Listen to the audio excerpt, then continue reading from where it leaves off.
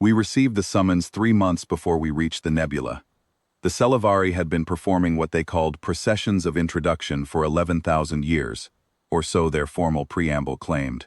A younger species would be invited to a gathering nebula, a region the Celavari considered sacred. The younger species would present itself. The Celavari would observe, catalog, and assign the newcomers a place in their records, a trade tier, a territorial buffer, a threat index. Then they would send the younger species home with the quiet assurance that someone older and more deliberate had taken note.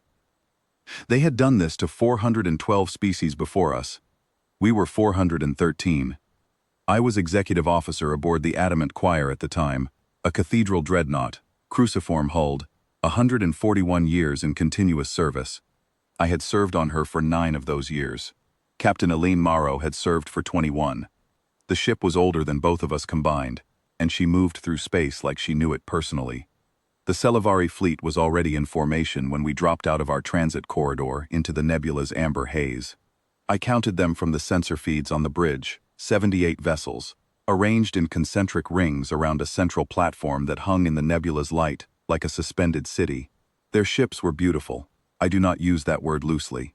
They were smooth-hulled, pale as bone, each one identical in shape, a long, tapering ovoid with no visible weapon mounts, no scarring, no external antenna arrays. They looked grown rather than built. They looked like nothing had ever touched them. The hail came through on an open channel, translated by our systems in near real time. The voice was measured, unhurried, and old. Not the speaker's age, but the language itself, polished by millennia of ceremonial use, until every syllable sat precisely where it was meant to sit. You have entered the procession corridor. Present your delegation vessel, and hold at the boundary marker. Captain Morrow glanced at me from the command chair. I nodded. We were already holding. Terran vessel Adamant Choir responding. Morrow said into the open channel. We are the delegation. There was a pause. Not long, but specific. I could feel them looking at us, scanning, assessing, running us through whatever framework they had built across 412 prior introductions. The Adamant Choir was not what they were used to seeing. She was a cruciform hull, 4 great arms radiating from a central citadel, each arm armored in overlapping plates that had been replaced, re-welded, and replaced again across a century of deployments. Her original paint scheme was gone. What remained was a patchwork of gray and matte black, broken by weld seams that ran like scar tissue across her flanks. Gun emplacements lined every arm, 12 primary batteries, 46 secondary turrets, and 8 spinal mounts that ran the length of her main axis like a cathedral's nave. Her engine block was visible from the stern, 4 massive fusion drives, their housings blackened and heat-stressed, their thrust cones pitted from 141 years of hard burns. She looked exactly like what she was, a warship that had been under arms longer than some civilizations had been keeping records. The Celavari fleet did not scatter, but their formation contracted. I watched it on the tactical display, the concentric rings drawing inward by fractions of a degree, the way deep-water fish tighten when something vast passes beneath them in the current. It was involuntary. I was sure of it. Terran vessel, the voice said again, and this time, the ceremony had a fracture in it. Confirm. This is your delegation vessel. You carry diplomatic personnel. Confirmed, Morrow said. The Adamant Choir carries our diplomatic attachment. She is also our oldest active service fleet dreadnought. We do not send them separately. Another pause, longer this time. I leaned toward the sensor station. Ensign Paul DeRay, 22, on her first deep space rotation, was staring at her readouts with her lips parted. Sir, she said quietly, they are scanning us. Deep scans, layered. I have never seen this kind of density. They are reading our hull composition, reactor signatures, weapon loadout. She paused. They are scanning the weld seams individually. Let them, I said. The Celavari ambassador appeared on the main display minutes later. I had expected something alien. I was not prepared for something that wore its age the way stone wears weather. The being on the screen was tall, narrow, robed in fabric that shifted color like oil across water. Its face was deeply lined, its eyes entirely black. Not hostile, not warm, but patient, in a way that felt geological. It studied the bridge, the way a cartographer studies a coastline it has not seen before, with interest, but without haste. "I am First Curator Aethrin of the Celavari procession," the being said. "I have conducted 412 introductions across 9,000 years of personal service. I have seen warships, I have seen dreadnoughts, I have seen species arrive carrying their largest hull and their finest colors." Aethrin paused. None has ever sent something this scarred. The bridge was quiet.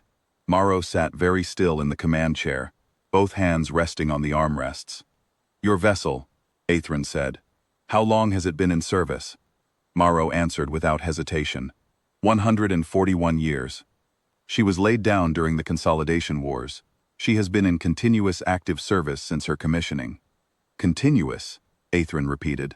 The word landed differently in the Celavari's mouth, heavier, as though the curator were weighing it against something internal. "She has never been decommissioned," Morrow continued.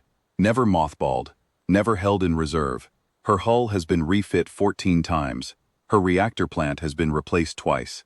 Her spinal batteries are third-generation replacements, but the mounts they sit in are original to the keel." Aethrin's black eyes moved, not to Morrow, but past the display, past the bridge, as though trying to see the hull itself through the bulkheads. "You sent us your oldest warship," Aethrin said slowly. "Not your newest, not your most decorated, your oldest." "She is our most decorated," Morrow said, "because she is our oldest." The Celavari fleet held position. 78 bone-white hulls, motionless in their concentric rings, every sensor still trained on us. On the tactical display, I could see the data streams. Dense, continuous, still running. They were reading every scar, every weld line, every replaced plate and every plate that had survived without replacement. They were reading 141 years of combat, repair, refit, and refusal to retire written into the metal itself. I watched Aethrin's face. 9,000 years of personal service. 412 species assessed, catalogued, and filed. And I saw something I had not expected to see in a being that old. Recalculation. Not of our threat index, or our trade tier. Something more foundational. Some baseline assumption about what a young species was, and what it valued. Every younger species the Celavari had ever processed had sent their newest vessel, their proof of progress. Gleaming hulls, fresh paint, the newest reactor design. The message always the same. Look how far we have come in so short a time. We sent the adamant choir. A hull that had been broken and rebuilt 14 times over, and never once retired. A ship that wore its damage as record, not failure. A warship that was, in its own scarred and re-welded way, a cathedral, not to any deity, but to the stubborn principle that what you build, you do not abandon. Aethrin was silent for a long time. The nebula's amber glow moved across the Celavari fleet like slow fire, and nobody on our bridge spoke, and nobody on their platform moved.